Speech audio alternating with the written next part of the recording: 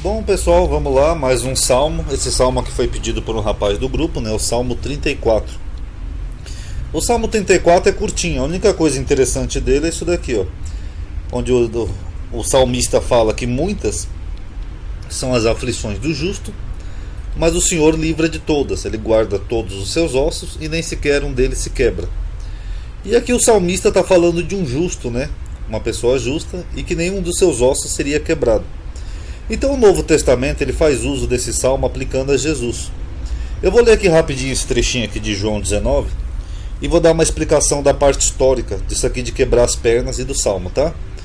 Os judeus, pois, para que no sábado não ficassem os corpos na cruz, visto como era a preparação, pois era o grande dia de sábado, rogaram a Pilatos que se lhe quebrassem as pernas. Nós vamos ver o que é isso daqui de quebrar as pernas, tá? E se fossem tirados quem? Os corpos da cruz. No caso de Jesus e os outros dois que foram crucificados junto com ele. Foram, pois, os soldados e, na verdade, quebraram as pernas do primeiro ladrão, e ao outro, o outro ladrão, que com ele fora crucificado. Mas vindo a Jesus e vendo-o já morto, aqui eu destaquei o já morto, vocês vão entender porquê daqui a pouco, não lhe quebraram as pernas. Estranho, né, isso daqui. Mas vamos entender a parte histórica disso. Contudo, um dos soldados lhe furou o lado com uma lança, e logo saiu sangue e água. E aquele que ouviu, testificou, e o seu testemunho é verdadeiro. E sabe que é verdadeiro, que é verdade o que diz, para que também vós os creais.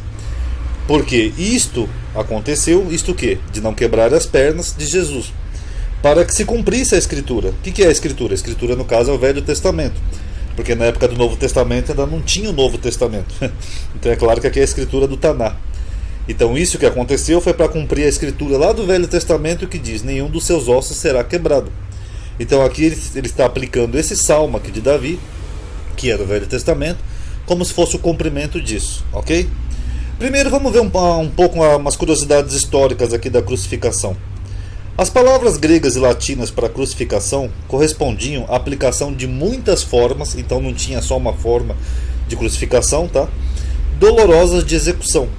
Desde empalamento vocês sabem o que é, preso em uma árvore, em uma estaca vertical, como aquelas que é defendida pelos testemunhas de Jeová, uma cruz simples, que é essa que nós usamos comumente, ou uma combinação de uma viga vertical, em latim stips. Aqui não é simples, perdão, é simplex. E uma viga cruzada, em latim, patibulum. Então tinha mais de uma forma de crucificação.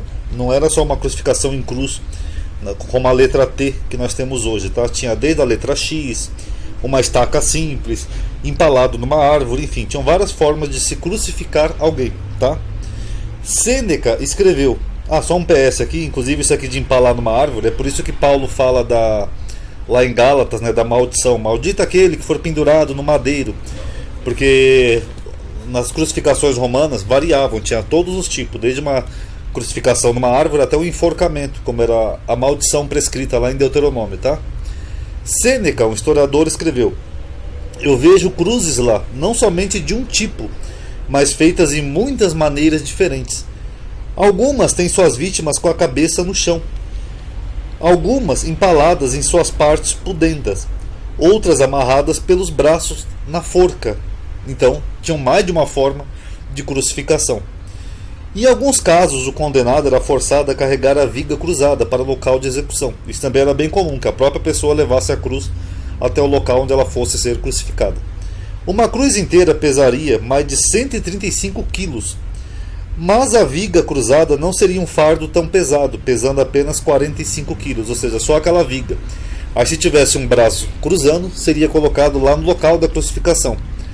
O historiador romano Tácito disse que a cidade de Roma possuía um lugar específico para realizar as execuções, localizadas próximo à porta da Esquilina, e possuía uma área específica reservada para a execução de escravos por crucificação.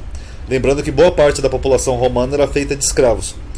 Postes verticais estariam presumivelmente fixados permanentemente naquele lugar. Então já tinha lá as estacas presas no chão, que nem os postes, aí o prisioneiro levava só aquela viga que cruzava, tá?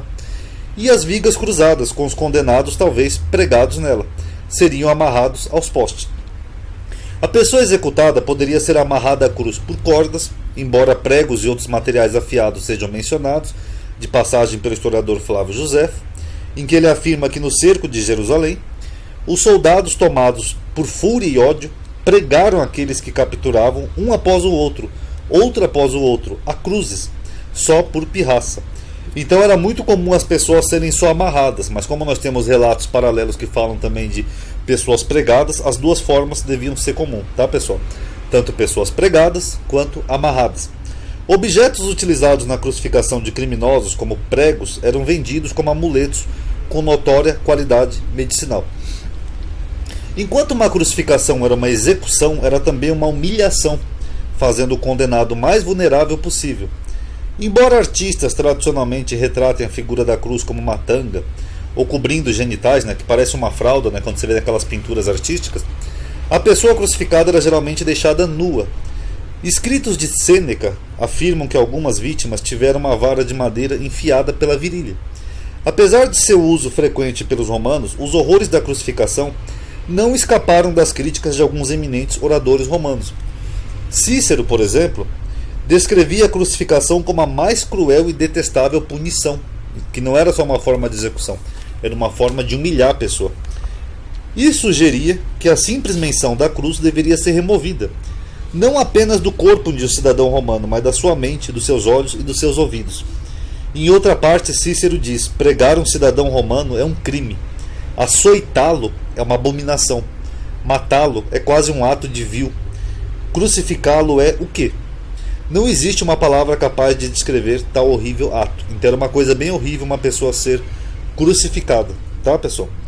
Frequentemente as pernas da pessoa executada, agora vamos àquela parte lá do Evangelho de João, eram quebradas ou esmagadas com uma barra de ferro. Então estava o prisioneiro lá na cruz, eles pegavam a perna da pessoa e quebravam, ou pegavam uma barra de ferro e esmagavam as pernas da pessoa para quebrar os ossos. Um ato chamado crurifrágio. Era isso que eles faziam com os presos na cruz, que era também frequentemente aplicado em escravos, mesmo sem crucificação. Às vezes o escravo só tinha as pernas quebradas. Esse ato apressava a morte da pessoa, mas também significava prevenir aqueles que assistiam à crucificação de cometer crimes. Então, o objetivo desse ato de quebrar as pernas, que é mencionado lá em João, era para apressar a morte da pessoa, para a pessoa morrer mais rápido. Mas por que, Ronaldo? Eu não entendi. Por que a pessoa já está na cruz? Por que quebrar a perna ia morrer mais rápido? Estudos arqueológicos afirmam que na cruz existia um pedaço de madeira na altura do bumbum, que servia como uma espécie de assento. É mais ou menos assim, aqui na imagem, que está Jesus. Imagina que aqui onde está a cintura dele tivesse uma madeira cruzada, como se fosse um banquinho. Então aqui ele ficava sentado na cruz, e os pés apoiados aqui numa outra madeira aqui embaixo, ou pregado, para que o condenado pudesse sustentar com as pernas o seu corpo, como se ele estivesse sentado na cruz. Sentar nesse pedaço de madeira e assim respirar melhor. Quando se quebrava as pernas nesse ritual chamado crurifrágio, seria impossível eles fazerem tal ato, porque aí o corpo ia ficar literalmente pendurado, não ia ter como ele ficar sentado em nada. O peso do corpo ia ceder para baixo por causa da gravidade. Então assim o preso morria mais rápido. Então imagina que aqui está, por exemplo, Jesus na cruz. Imagina que ele está sentado. Você pode ver aqui que nessa ilustração o joelho dele está dobrado. Só que imagina que aqui em vez dos pregos ele tivesse uma madeira apoiando. Aí quando ele se quebrava as pernas do preso, o peso do corpo caía todo para baixo. Então isso apressava a morte do preso. Então por isso que aqui no Salmo, em João 19, ele menciona isso, ó, que quebraram as pernas do primeiro preso para ele morrer mais rápido. Vamos quebrar as pernas dele porque vai chegar a Páscoa dos judeus. Quebraram as pernas. Quebraram as pernas do segundo preso para ele morrer mais rápido. Mas quando eles viram Jesus, Jesus já estava morto. Por isso que ele diz aqui, ó, mas vendo-o já morto, não lhe quebraram as pernas. Entendeu a referência histórica? Basicamente isso. Aí ele diz que isso aconteceu, segundo o autor aqui, para se cumprir o que diz lá no Salmo 34, que nenhum dos seus ossos fossem quebrados. Só que aí tem um problema. Vamos agora analisar o Salmo. O Salmo 34, Davi não está falando nada disso.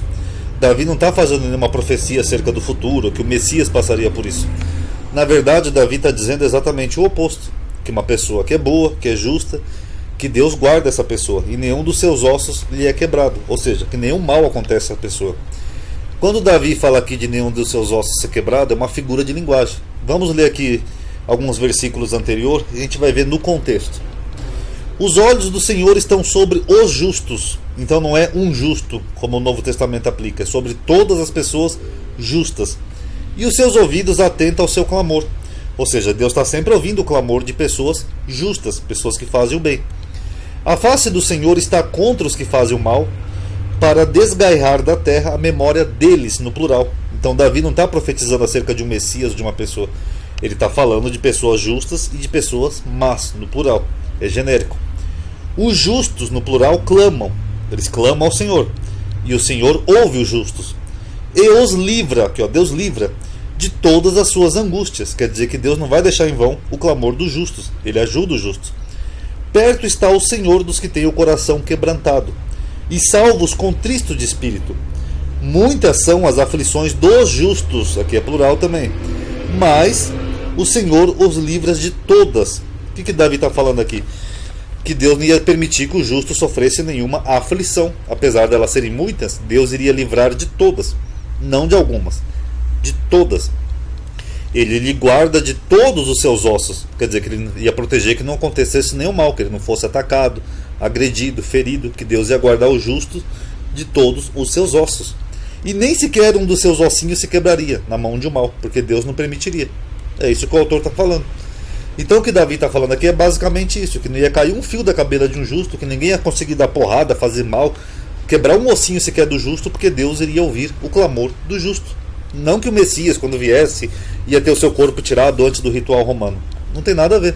Tanto que não dá para aplicar isso aqui a Jesus, com todo respeito aos cristãos, porque Jesus não foi livrado de todos os males. Ao contrário, ele foi crucificado e ele foi flagelado antes. Olha o que diz aqui segundo o Novo Testamento, o próprio João. Pilatos, pois, tomou então a Jesus e o açoitou. O que é açoitar? É você pegar um açoite, um chicote e chicotear uma pessoa. É um açoite. É açoitar. Então, antes de ser crucificado, Jesus foi flagelado. Ele foi açoitado. Então, Deus livrou Jesus de todas as aflições? Não. Então, logo, isso aqui não é uma profecia sobre Jesus.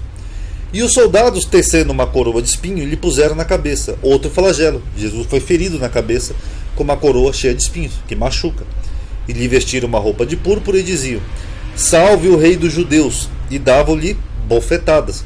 Então ele foi açoitado, ele foi machucado na coroa de espinho, ele foi esbofeteado e ainda por cima crucificado. Tem a ver com o que Davi está falando aqui, que Deus livraria o justo de todas as aflições? Não. E não é só João que disse isso, os outros evangelhos coincidem. Segundo Mateus, Pilatos mandou soltar Barrabás e mandou açoitar Jesus, ou seja, pegar o chicote e açoitá-lo. Também fala da coroa de espinho e também fala que batiam nele com uma trave, né, com um tipo de vara. Ou cana, né, como diz. É o mesmo termo, né, cana, vara, e batiam nele. Então Deus não livrou Jesus de todas as aflições. Se aqui Davi estivesse profetizando acerca de Jesus, ele teria sido livrado de todos os males, ok? E o quebrar as pernas tem um fundo histórico ali, que era um ritual romano, que era comum quebrar as pernas dos prisioneiros, ok? Obrigado por ter assistido, tirem suas conclusões, paz a todos.